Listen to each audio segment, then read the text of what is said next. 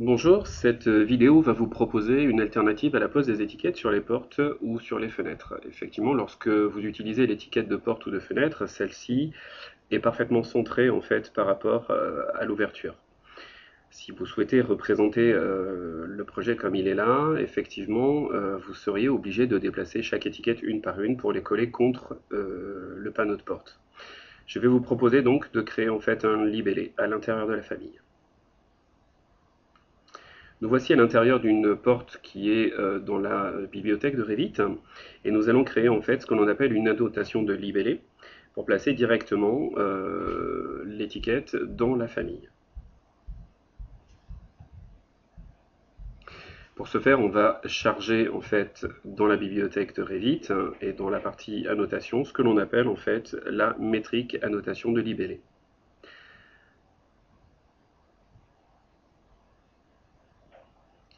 On va retrouver bien sûr cette annotation de libellé dans l'arborescence de projet et nous allons pouvoir donc d'un simple clic droit éditer pour pouvoir rentrer dans la famille. Revit nous permet d'accepter cette ouverture.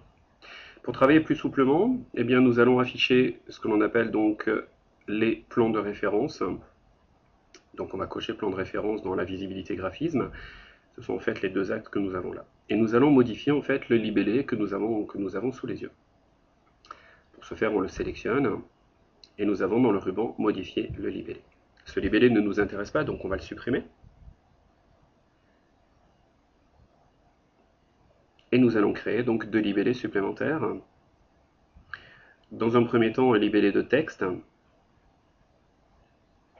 que nous allons appeler type de porte.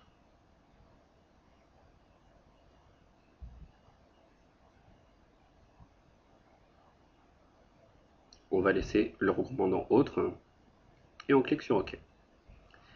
Type de porte est inséré, on le place dans la partie droite du tableau de façon à ce que on ait donc notre libellé à l'écran. On va rajouter un paramètre supplémentaire qu'on va appeler donc largeur. Attention, ce n'est pas un paramètre de texte, mais bien sûr une longueur. Il est très important de faire attention à ce type de paramètre. Nous le laissons également sur type et nous allons également le passer à côté. Nous allons pouvoir modifier les paramètres de la largeur en fait, pour que ça adhère un petit peu mieux à notre étiquette. Et pour ce faire, on clique sur le petit bouton qui nous permet de modifier les formats d'unités. On ne va pas utiliser les unités du projet, en aucun cas. On va plutôt travailler, nous, en centimètres, avec aucune décimale.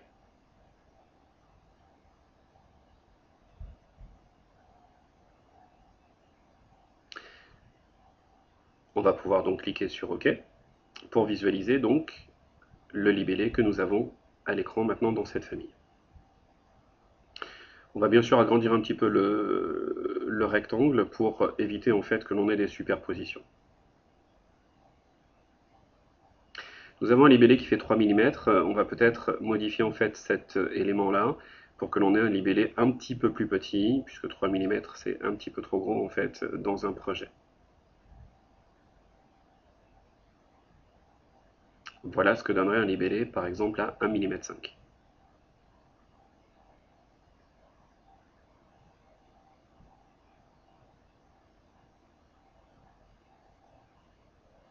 Nous allons pouvoir le charger dans le projet, de façon à l'intégrer directement dans la famille de la porte. Celui-ci donc étant inséré, nous avons via un clic et glisser d'ailleurs, en passant par l'arborescence de projet, et donc on récupère en fait les informations de notre annotation de libellé. Bien entendu, pour l'instant, il n'y a aucune information sur cette annotation de libellé, donc on va pouvoir rentrer dans les propriétés de type, et on va avoir la possibilité d'associer la largeur en fait du libellé à la largeur de la porte. Et effectivement, on récupère la bonne valeur de 830. 83 bien sûr, puisque sur la notation de libellé tout à l'heure, on a spécifié que l'on souhaitait travailler en centimètres, donc on récupère bien la valeur de 83. Ça, c'est extrêmement important.